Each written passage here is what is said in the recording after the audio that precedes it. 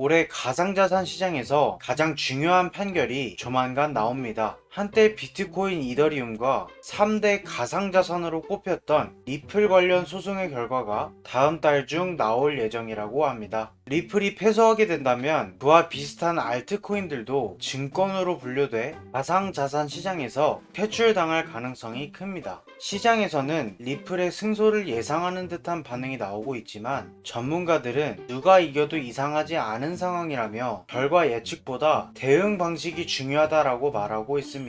시장은 리플 승리를 예상하고 있지만 27일 가상자산 업계에 따르면 미국 SEC가 리플의 리플랩스를 상대로 제기한 소송 결과가 다음 달에 나올 전망입니다. SEC는 지난 2020년 12월 가상자산 리플이 법에 의한 공모 절차를 제대로 거치지 않은 불법 증권이라고 판단했고 리플랩스와 최고 경영자 등을 상대로 소송을 제기했습니다. SEC는 리플에 대해 타인의 노력으로 이익이 발생할 것을 기대하게 해서 투자자를 모았다는 이유로 증권성이 크다고 주장합니다. 반면 리플랩스는 리플이 증권이 아닌 상품이라고 반박하며 법적 공방을 이어가고 있습니다. 업계에서는 리플랩스와 SEC의 소송이 알트코인의 운명을 가를 중대 분수령 가운데 하나로 보고 있습니다. 그러나 전문가들은 양측의 주장이 워낙 팽팽하기 때문에 소송의 향방은 판사 재량에 달린 것으로 보고 있습니다. 김감래 자본시장연구원 선임연구위원은 리플랩스는 리플이 증권에 해당하더라도 SEC가 사전에 알리지 않았다는 공정고지 위반 전략을 펼치고 있다며 리플의 주장을 판사가 받아들일 경우 리플이 이길 가능성이 크다고 전했습니다. 반대로 오유리 빗썸 경제연구소 팀장은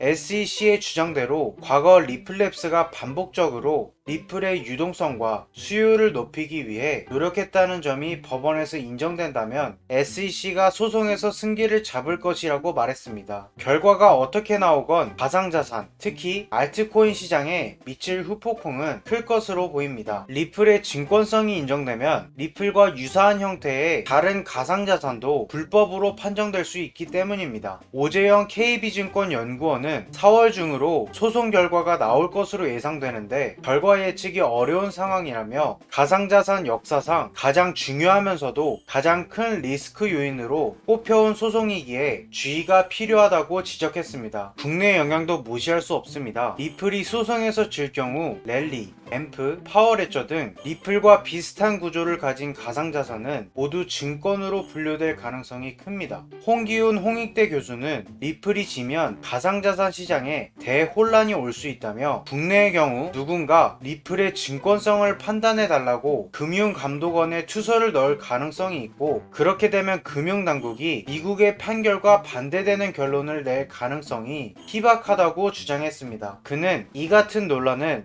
리플에서만 끝나는 게 아니라 비트코인을 포함한 모든 코인에 대한 증권성 검증이 일어날 가능성도 배제할 수 없다고 덧붙였습니다. 이 결과가 나온다면 시장 변동성이 굉장히 클 것으로 예상되는데요. 자신의 관점과 맞지 않는다면 계속 관점을 수정하면서 단타를 치는 게 맞는 선택일 것 같습니다. 하지만 관점을 계속 수정하다 보면 포지션을 열고 닫을 텐데 이러면 수수료가 너무 많이 나갑니다. 이럴 때 꼭 필요한 플랫폼이 있습니다. 바로 국내 최초 레퍼럴 페이백 시스템 테더맥스입니다. 테더맥스의 혜택은 기존 수수료 할인 20% 플러스 레퍼럴 90% 페이백입니다. 전체 100% 중에서 50%는 거래소가 가져가고 나머지 테더맥스의 수익 50%에서 90%를 매매자에게 페이백 해주는 방식입니다. 이 어마어마한 혜택을 받고 싶으신 분들은 고정 댓글 링크로 들어가셔서 가입해 주시면 됩니다. 영상이 도움이 되셨다면 구독, 좋아요 부탁드립니다. 감사합니다.